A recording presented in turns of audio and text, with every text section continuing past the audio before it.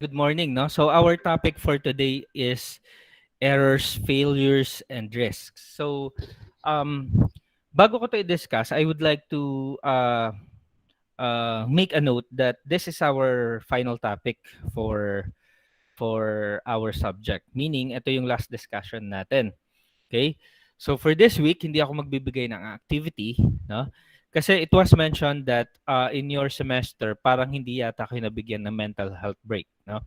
So with that, no, ang gagawin natin is ngayong week na to hindi ako magbibigay ng activity. Ibig sabihin, wala kayong gagawin, no? Hindi ako mag-upload ng activity, but then mag-upload ako ng activity mga Wednesday, no? Or next week, no? Magbibigay ako ng activity pero walang discussion. Okay? And then yung 6, yung December 5 to 11 nyo, wala tayong pasok nun. Sa subject ko lang, no? So yung December 10 natin, na supposed to be meeting natin, it's your mental health break sa subject ko. Okay? So ibig sabihin kasi, um, we were advised that if we already finished the topic for the subject, we give mental health break dun sa mga estudyante. So in that case, since ito naman yung last topic natin, okay, para medyo mapahinga kayo not only in my subject but in other subject, I'll be giving a mental health break on the next December, on the next Friday. Okay, that is December 10. Okay, and then following to that is your is your final examination, no? Okay? So yung final examination natin would be cover to cover, meaning magi-start tayo ng prelim, no? There are questions coming out from prelim. There might be questions coming out from midterm, and there might be questions coming out from for final down to this topic. Okay? So ibig sabihin medyo merong we need to review for finals. Anyway, no? Sabi ko nga sa inyo, since I will give you a mental health break for that particular uh uh date, no? It's up to other subjects whether to give you the same, no, na binigay ko. Okay? Since hindi naman ganun kabigat tong subject natin kasi this is non-laboratory subject, no? Uh, I will be giving you a mental health break. So, with that case, announcements will be made using our group chat, or from time to time i-check natin yung ating LMS. Okay? So dun ko kayo mako-communicate. So if anything, or if there would be any questions so far with the subject, with the activity, with the examination, no, you may message me at our group chat, no? O kaya kung medyo nahiya kayo, just direct message me, and then I'll try to answer it as soon as time na kaya kong ma-answer 'yon. Okay? So, 'yon, no?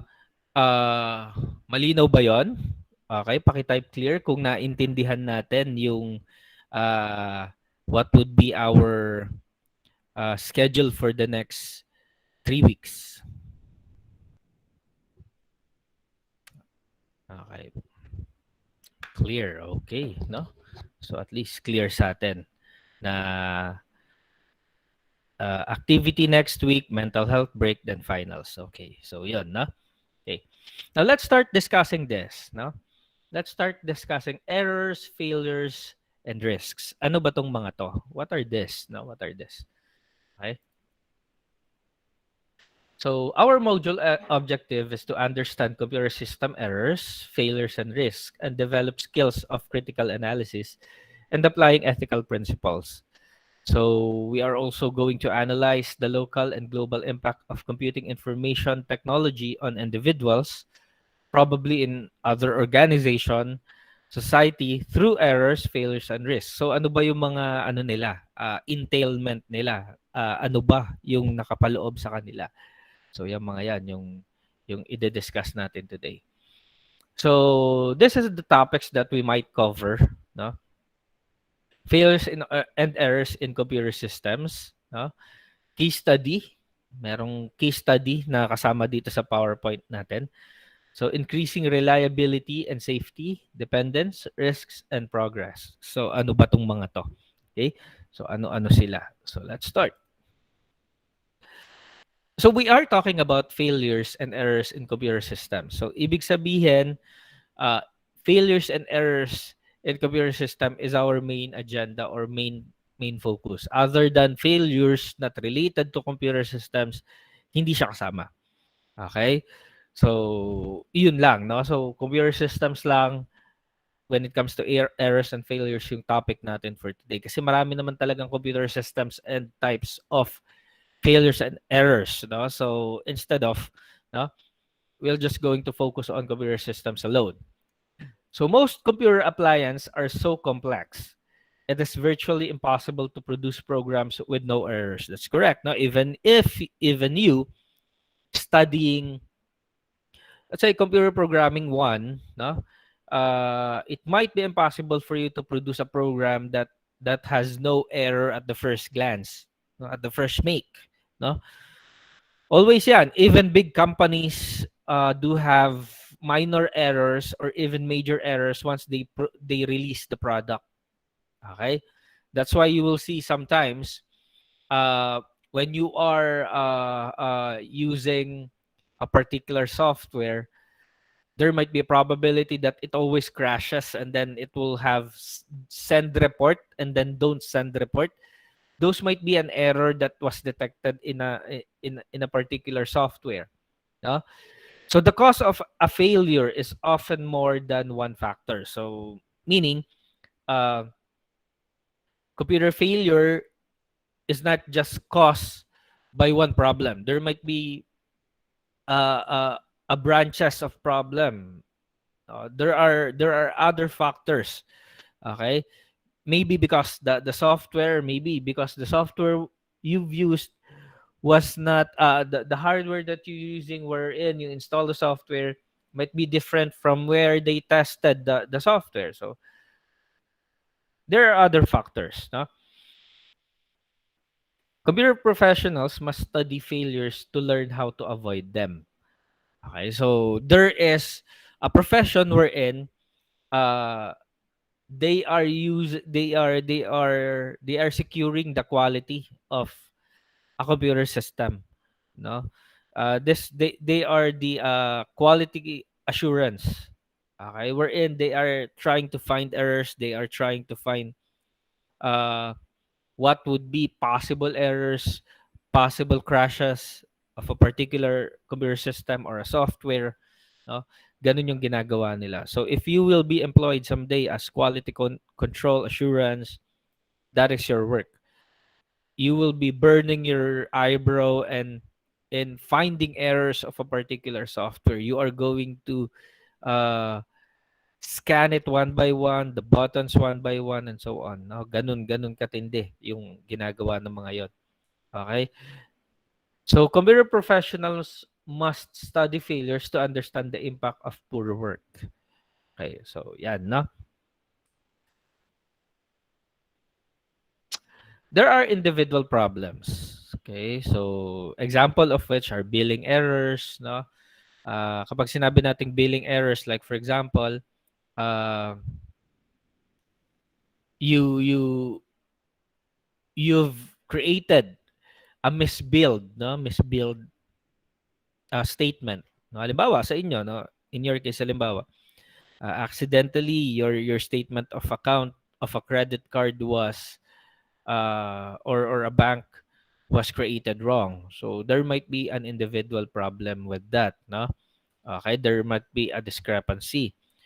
Now, inaccurate and misinterpreted data in the databases sometimes happened, no? So, yung mga ganon, like, for example, those statement of accounts was not really generated by a person alone, but then it was generated by a system.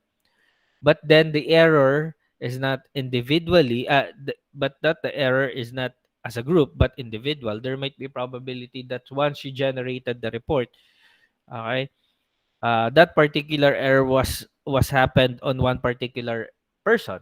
Okay, So there might be causes like, for example, large population where people may share names. Medyo siguro nalito yung sistema kasi, you know, maraming kapangalan. No? There are duplicates. Okay? Automated processing may not be able to recognize special cases. Okay, so that means from case to case basis, there might be a problem. No? Overconfidence in the accuracy of data. You are really overconfident that this software, this filter would manage and would do work without errors. There might be possible in error in data entry. Ibig sabihin, nung ginagawa pa lang yung data, no, nagkaroon na ng error. Like for example, wrong spelling in your name, no?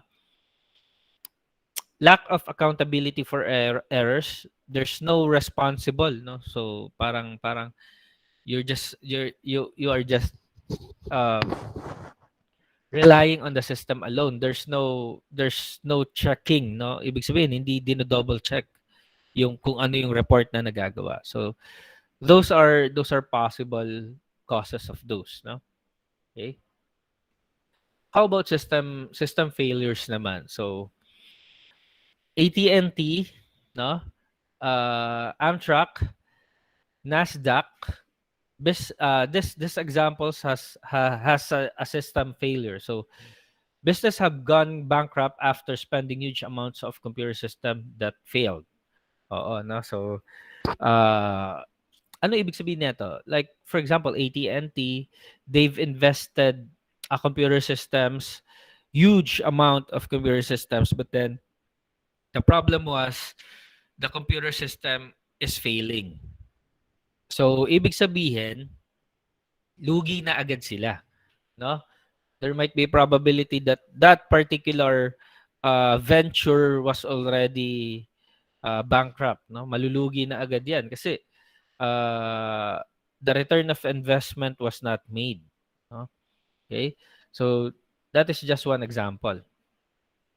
So this is a case study about the AT&T network collapsing year 1990.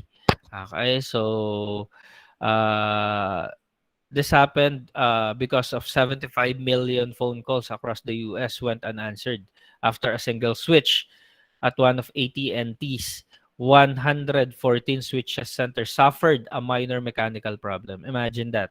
Um, one of the major uh, uh, mobile phone provider, no, uh, large network in the US was AT&T.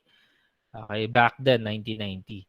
And imagine Americans do need to call uh the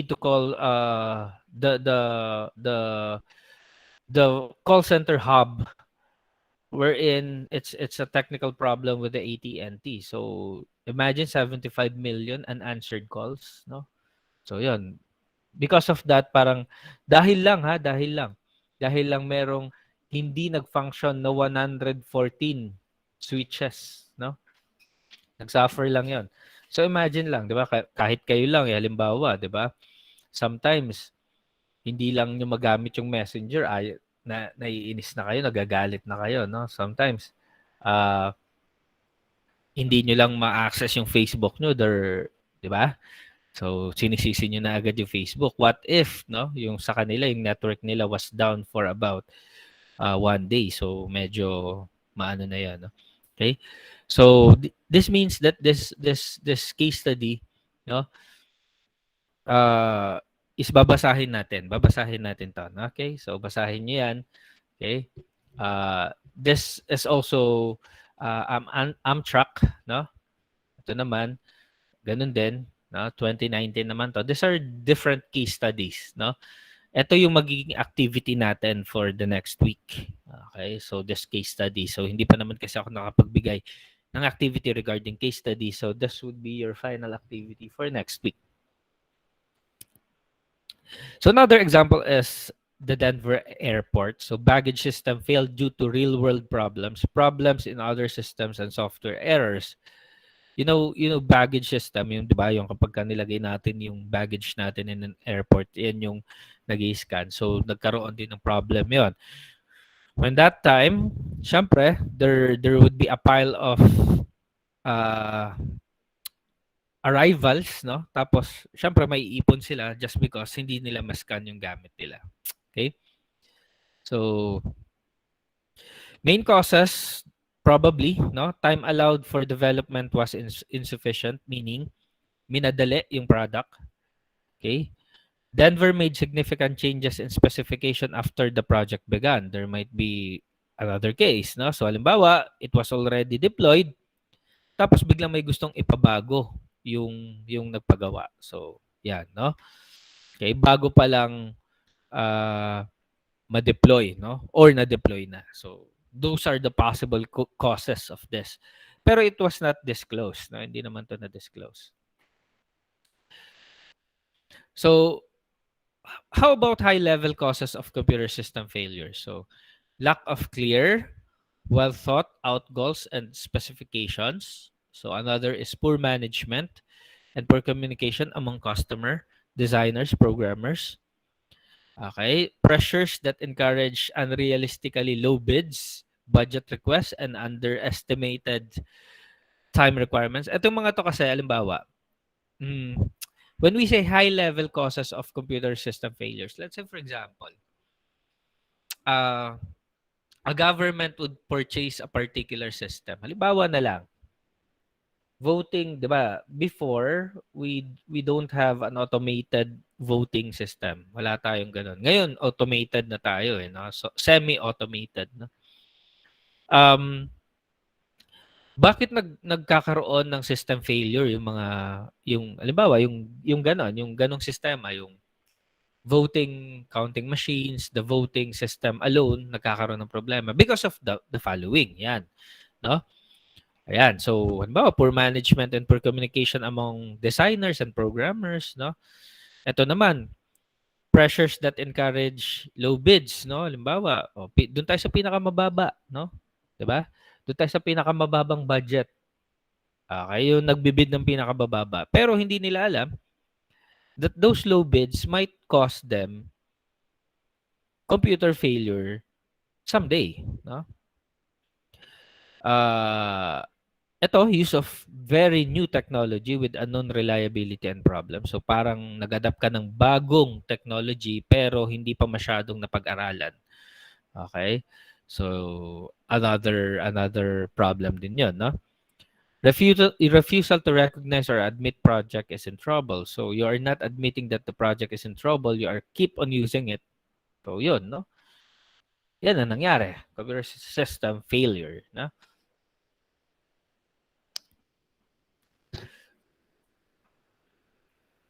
So another example are the safety critical applications. Ito yung mga ginagamit sa eroplano, no? With regards of safety, no? Kasi they are with the use of system, no? And computer hardware. Yan, no?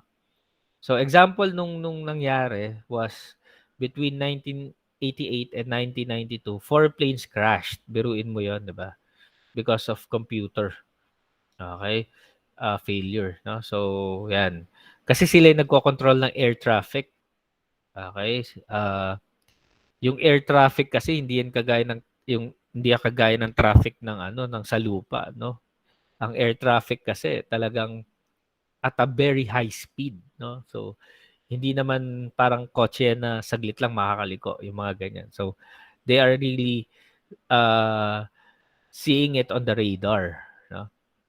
So, kung halimbawa nagkaroon ng problema 'yan, magkakaroon talaga ng accident. Halimbawa, they reroute to particular 'di ba? Hindi sila dumaan sa normal route nila, magkakaroon ng problema.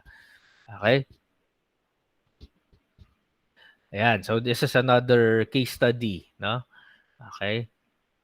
Uh, I'm going to upload this. I-upload ko to in our uh, LMS, no? Not today, but the next week for you to study those case study. all you have to do is to just summarize them. Okay? And then, after you summarize them, based dito. After you summarize them, you make a note. Okay? You make, uh, uh, what do you call this? You make a critic about the paper. Okay?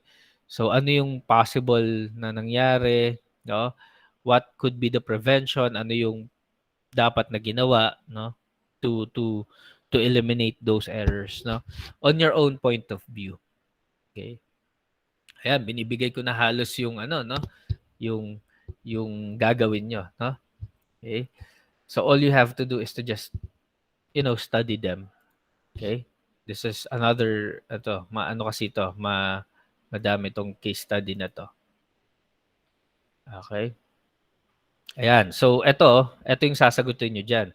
If you are a judge who had to assign responsibility in this case, how much responsibility would you assign to the programmer, the manufacturer, and the hospital of the clinic using the machine? Okay, so this is a Therac 25 case study. Okay, so ibig sabihin this is a hospital machine, no? Okay. Yan. So most catastrophic computer failure in the history. So it was the Mars Climate Orbiter. Okay? So yan, no? Isa sa mga parang catastrophic na system and hardware failure in the history. So the orbiter was being navigated by various teams of people, some who used metric units and others who used imperial units. Due to the simple conversion error and the misconfiguration of the computer system on the part of the Lockheed, a course correction sent the Mars Climate Orbiter was far too close to the planet, and it was likely violently burned up and destroyed in the atmosphere because of the wrong configuration and calculation lang. Imagine, no? You guys are sending uh you guys are sending a device in outer space. How much money are you going to invest on that, 'di ba? Napakalaki. And then pagdating doon nasunog lang. Okay. Imagine that, just because of the wrong conversion and computation, and also the misconfiguration of the hardware. So, 'di ba? So halimbawa kayo din, if you're going to venture a business, you must study whether to buy a particular technology or not. Minsan kasi hindi naman kailangan bumili ng technology in your business, no? Depends on the need, no? Okay?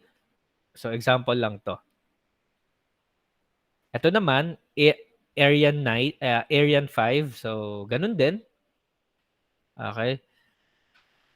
So the internal computers and software responsible for monitoring the speed and orientation aboard, okay, the Ariane 5 were reused from Ariane 4. So, yun yung nangyari, no? Nagkaroon din ng error and explosion. Okay? So, yan, no? Ganun din. It causes a lot of money, no? Okay, so kasi nag-recycle lang sila. Even kasi nag-recycle ka, malaki pa rin yung, malaki pa rin yung ah, gagamitin mong pera. Okay? Yung mga ganyan. How about this Knight Capital Group? Ito naman, no? If you are familiar with a trading app, no? Ito yung sa stocks, no? Si Knight Capital Group kasi was an American-based financial services firm buying and sharing stocks of huge value in large quantities on global stock market. So, usually kasi pagka ganito, they are using algorithm computation. So, konting mali lang ng ginagawa mo, ng algorithm mo, pwede kang malugi, no? Pwede kang malugi. Halimbawa, no? Ito yung naging computation ng system mo, mali siya. Nag-invest ka sa maling stocks. Okay? Tapos biglang bumagsak 'yon. Lugi na agad. Okay? So yan, no? So ganun din, no? Imagine uh they are forced to sell these shares back at low prices, which resulted in a total net loss of over $440 million, roughly 10 million a minute. Ganun kalaki yung naging lugi nila just because of computer algorithm failure. Okay? So, yun, no? So, ganyan sila. Kaya, sabi ko nga, if you're going to rely only with computer decisions, medyo mahihirapan kayo. Okay? Like for example, me, I am into stocks. So, minsan hindi ako nagre-rely in the figure na binibigay nila. I'm more on relying dun sa tinatawag kong parang intuition, and nagre-research ako ng onte before investing on a particular stocks. Okay? So, another is StockSnap, ganun din, no? Yan din siya, ganun din siya. Nagkaroon din ng problem. Okay? This was recorded between November 2009 and late January 2010. This was caused by 1,000 by malware, no? Napasukan siya ng malware. Okay? So nagkaroon ng problem. Okay? Yan.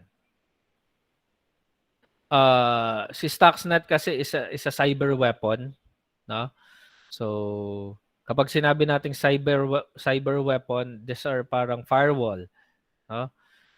What happened was napasukan ng malware. Because of the malware, nagkaroon ng computer failure, and in that, no, nagkaroon ng problem nagkaroon ng dispute between different countries. Okay.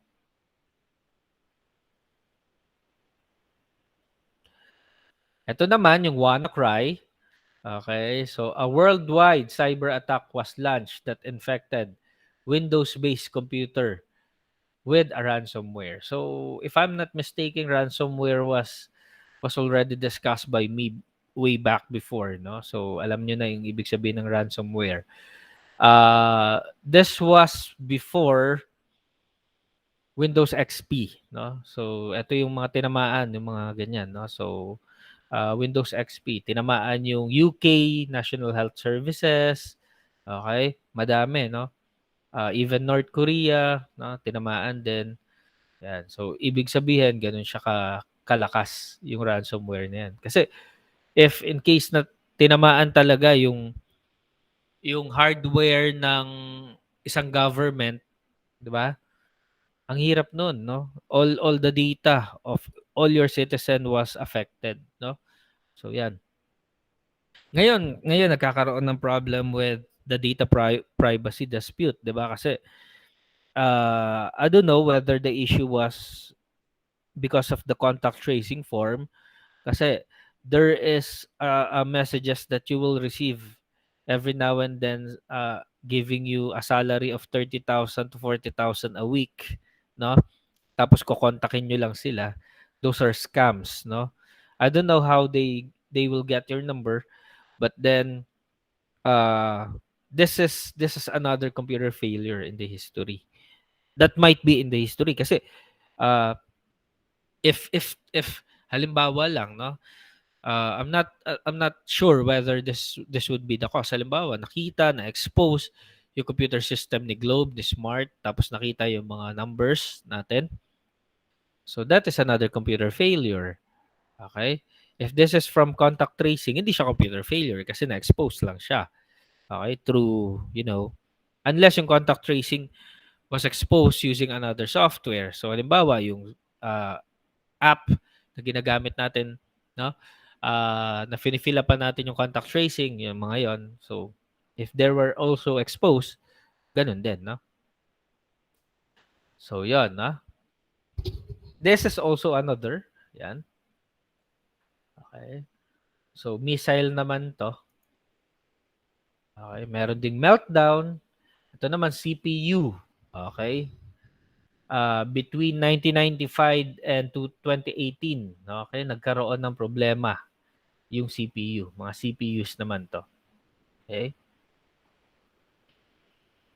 And then we have Spectre. Okay?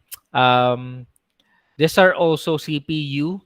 Uh, these are for AMD Zen 2, no? Processors. Yan. Nagkaroon ng mga attacks. Nagkaroon ng problem, no? Okay? Madami na ng I love you virus. Yan. You are familiar with this, no? Okay, so this was created by a Filipino, no, I love you virus, no?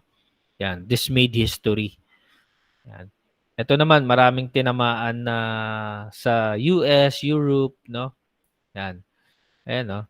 It began in the Philippines and spread to Hong Kong, Europe, and finally US, no?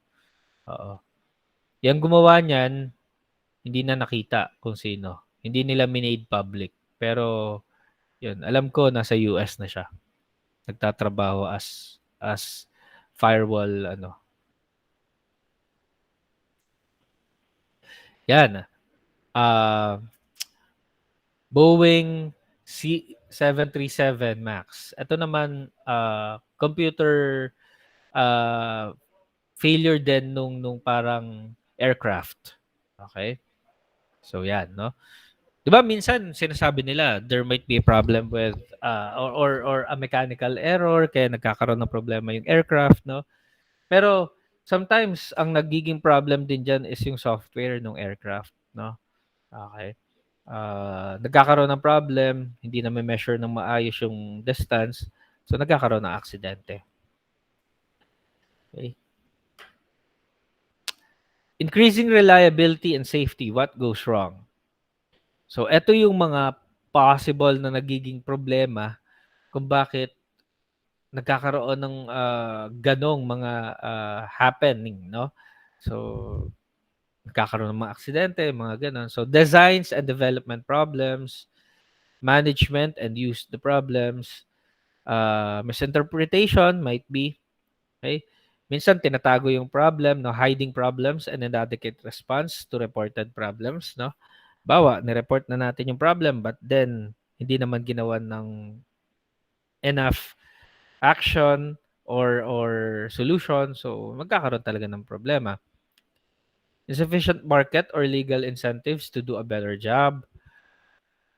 If an employee is underpaid, there might be probability na kaya hindi nila ginagawa yung or tinutugunan yung problem just because they are underpaid.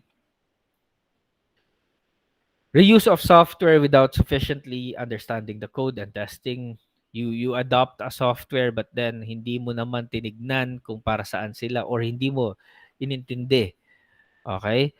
You did not understood what the code is but then you used it. So there might be a problem with that. Failure to update or maintain the database, that's one no. So updates is very essential. Okay? So professional techniques. Okay, so in increasing reliability and safety, importance of good software engineering and professional responsibility. This is a technique for us not to be not to fail, no? So kagaya nga na sinabi natin, how to increase reliability and safety, no? So yan, you go to software engineers and professional. Okay, not just with a particular programmer, no? Kung halimbawa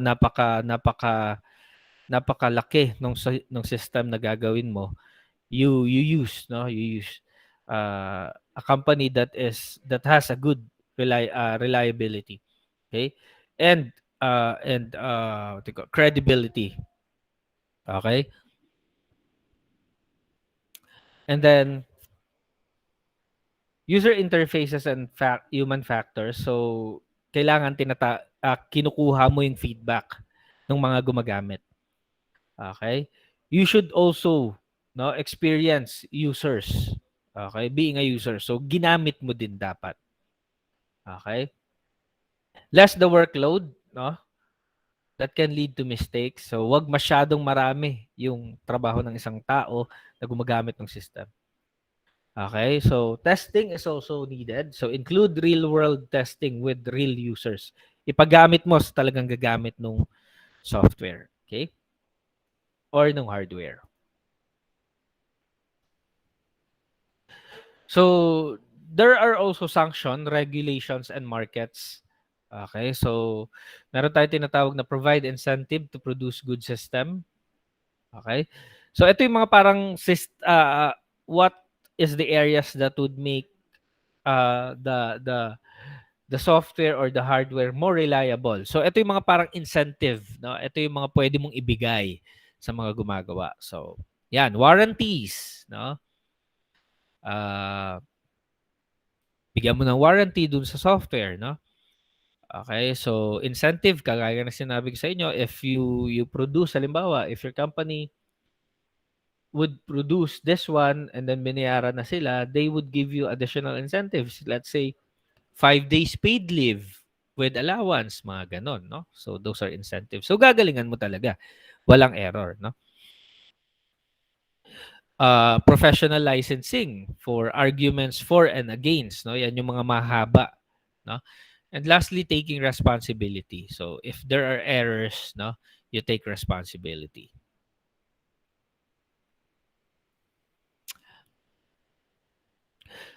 Are we too dependent on computers? Computers are tools. They are not the only dependence. No, electricity. No, so now ask yourselves. No, are we too dependent on computers? Yung mga ganyan. No, so might be. No, might be. Because we are in the computer age. Lahat halos saan ka pumunta, there are computers. Even appliance, even your mobile phone, those are computing machines. So there is a computers, no?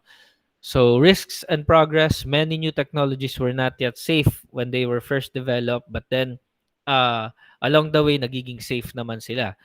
When mobile phone first came in, no, hindi naman talaga siya totally ganyan na agad yung smartphone, hindi pa. Pero along the way naging smartphone siya.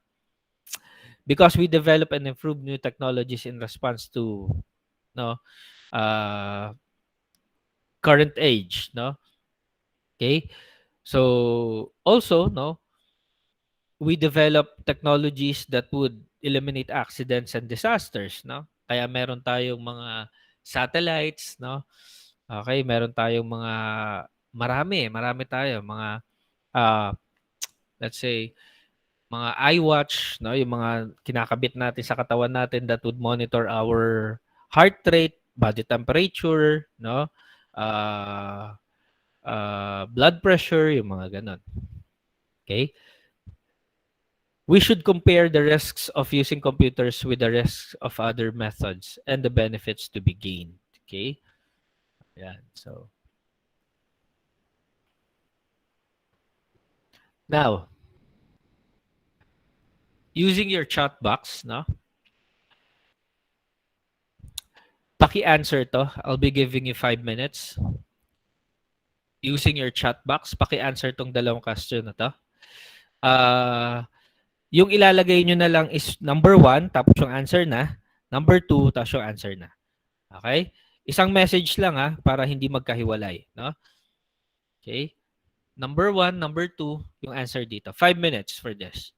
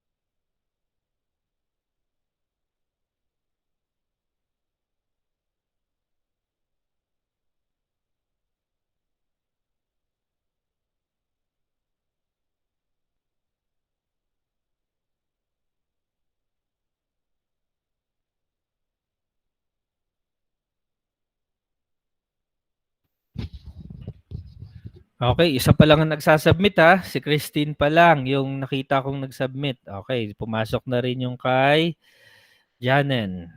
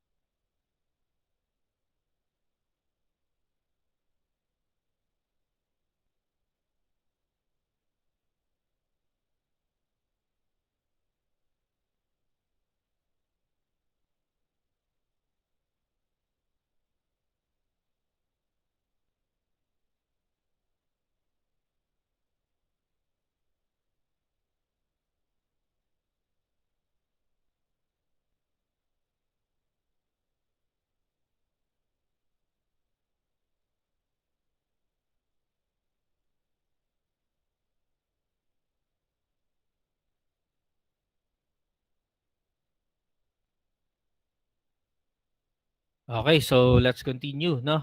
Okay na tayo. Okay? So ilan lang yung nag-submit. Okay, so this will be recorded, ah. I am just reminding everyone that this is recorded, no? Okay? Okay. So with that, no? Uh these are the reference that we use, no? Okay. So actually tapos na yung ano natin, yung presentation natin. Hinahantay ko na lang talaga yung answers ng iba. Now, this is the time if you have any questions, clarifications before I dismiss you, lalo na yung mga nakapag-submit na. Okay. Do we have any questions? Clarifications with our schedule? Yung mga nakapag-submit na for final comment, no? Paki-type clear, tapos you may already leave the session, no? Pwede na mag-leave pagka nakapag-submit na tapos uh, nakapag-comment na. Okay? Sige na.